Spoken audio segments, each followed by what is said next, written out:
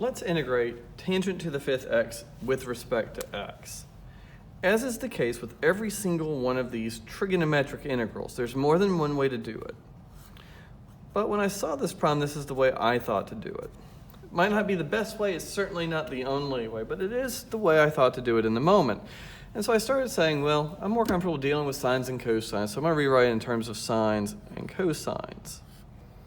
Then I had the idea to maybe approach it like some of the other problems we've seen in this section, where I can peel off a sine of x.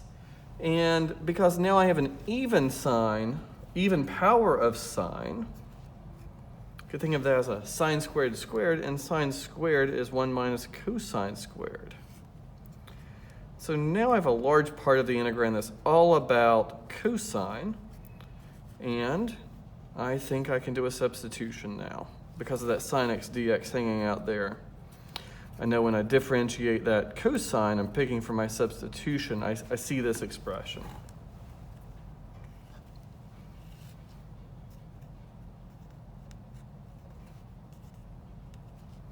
I have the opposite of du here. So I'm all set with this integral. I'm ready to just work with it a little bit. I'm going to expand the polynomial part. Just let minus hang out here for a little while. 1 minus 2u squared plus a u to the fourth all over u to the fifth du.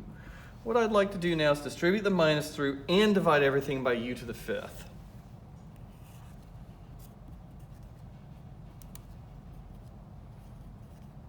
I'm using negative exponents just to make my next step a little easier. But here I have everything we're dealing with. So I just need to find some antiderivatives, and I'll plug back in my substitution, and we'll be all set. Let's see, add 1 to that exponent would be a minus 4. I have a minus 1 divided by a minus 4, so that's just u to the minus fourth over 4. Do the same thing here. I end up with a u to the minus second. Divide by that new exponent, and I just have a minus u to the minus second. And finally, I need to know the antiderivative of 1 over u. So that's going to be minus the natural log of the absolute value of u plus c. Well, let's see what this is. I have 1 over 4 times u to the fourth. Well, I can go on and plug in what u was. U was cosine, so that's cosine of 4x. Minus 1 over cosine squared x. Minus the natural log of cosine and absolute value, and finally plus c. And there's our nice happy antiderivative formula. And there are any of other number of equivalent formulas we could have for this one.